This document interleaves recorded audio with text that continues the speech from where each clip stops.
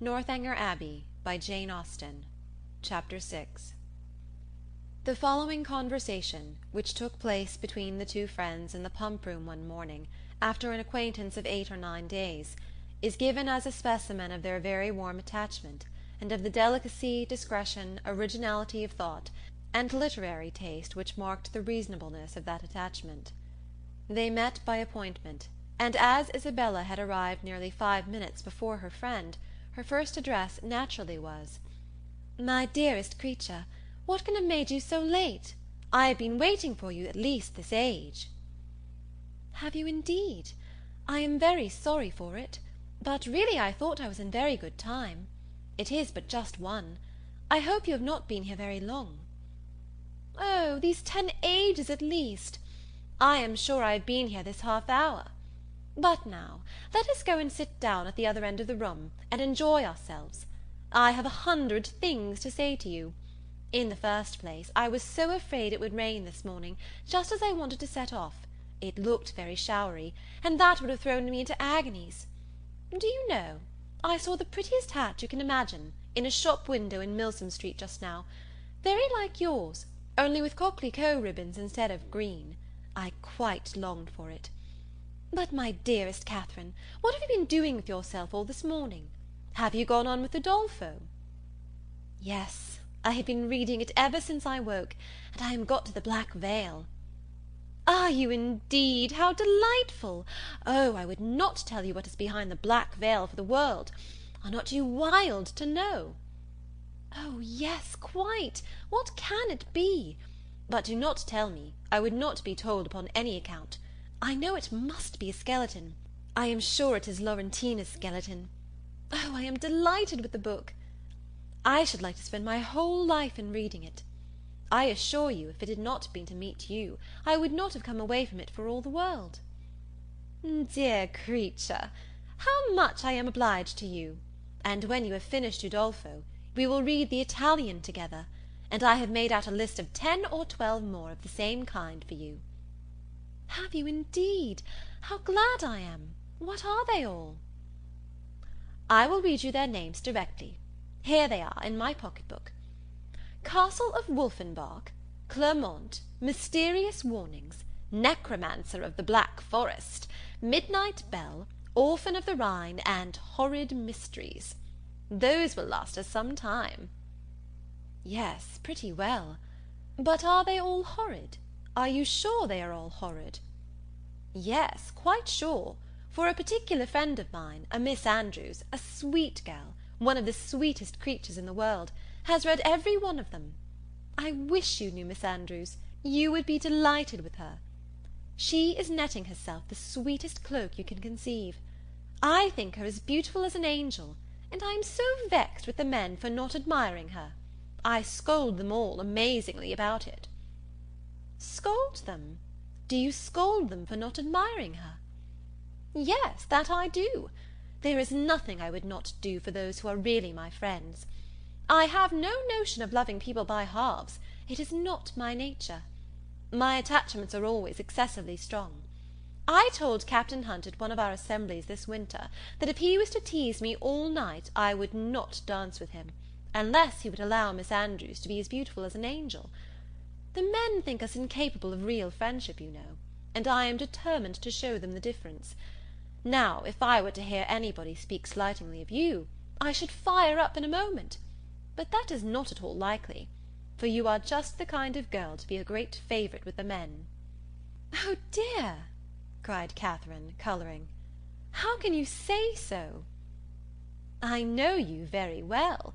You have so much animation, which is exactly what Miss Andrews wants, for I must confess there is something amazingly insipid about her. Oh, I must tell you that just after we parted yesterday, I saw a young man looking at you so earnestly, I am sure he is in love with you." Catherine coloured and disclaimed again. Isabella laughed. "It is very true, upon my honour, but I see how it is. You are indifferent to everybody's admiration, except that of one gentleman who shall be nameless. Nay, I cannot blame you," speaking more seriously. Your feelings are easily understood. Where the heart is really attached, I know very well how little one can be pleased with the attention of anybody else. Everything is so insipid, so uninteresting, that does not relate to the beloved object. I can perfectly comprehend your feelings. But you should not persuade me that I think so very much about Mr. Tilney, for perhaps I may never see him again. Not see him again? My dearest creature, do not talk of it. I am sure you would be miserable if you thought so. No, indeed, I should not. I do not pretend to say that I was not very much pleased with him, but while I have Udolpho to read, I feel as if nobody could make me miserable. Oh, the dreadful black veil! My dear Isabella, I am sure there must be Laurentina's skeleton behind it. It is so odd to me that you should never have read Udolpho before, but I suppose Mrs. Morland objects to novels. No, she does not. She very often reads Sir Charles Grandison herself, but new books do not fall in our way.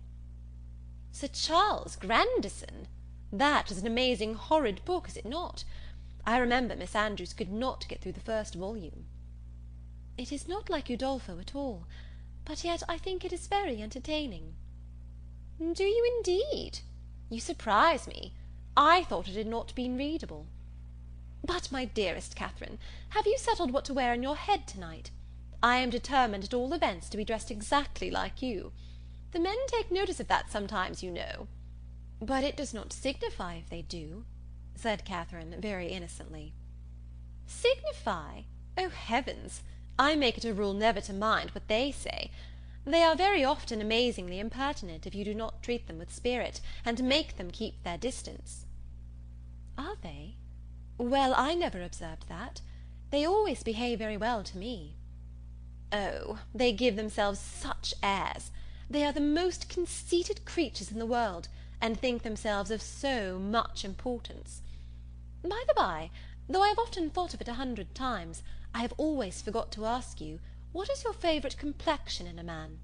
Do you like them best dark or fair? I hardly know. I never much thought about it. Something between both, I think. Brown, not fair, and not very dark.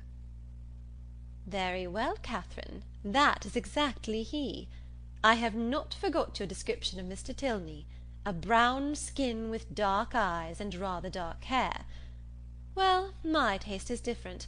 I prefer light eyes, and as to complexion, do you know, I like a sallow better than any other. You must not betray me, if you should ever meet with one of your acquaintance answering that description. Betray you? What do you mean? Nay, do not distress me. I believe I have said too much. Let us drop the subject. Catherine, in some amazement, complied, and after remaining a few moments silent, was on the point of reverting to what interested her at that time rather more than anything else in the world, Laurentina's skeleton, when her friend prevented her by saying, "For heaven's sake, let us move away from this end of the room. Do you know, there are 2 odious young men who have been staring at me this half-hour. They really put me quite out of countenance. Let us go and look at the arrivals. They will hardly follow us there." Away they walked to the book, and while Isabella examined the names, it was Catherine's employment to watch the proceedings of these alarming young men. "They are not coming this way, are they? I hope they are not so impertinent as to follow us. Pray let me know if they are coming. I am determined I will not look up." In a few moments Catherine, with unaffected pleasure, assured her that she need not be longer uneasy, as the gentlemen had just left the pump-room. "And which way are they gone?" said Isabella, turning hastily round. "One was a very good-looking young man." "They went towards the churchyard." "Well, I'm amazingly glad I have got rid of them. And now, what say you to going to Edgar's Buildings with me, and looking at my new hat? You said you should like to see it." Catherine readily agreed. "Only," she added, "perhaps we may overtake the 2 young men." "Oh, never mind that. If we make haste, we shall pass them by presently, and I am dying to show you my hat." "But if we only wait a few minutes, there will be no danger of our seeing them at all." I shall not pay them any such compliment, I assure you. I have no notion of treating men with such respect. That is the way to spoil them." Catherine had nothing to oppose against such reasoning, and therefore, to show the independence of Miss Thorpe, and her resolution of humbling the sex, they set off immediately as fast as they could walk, in pursuit of the two young men. Chapter 6.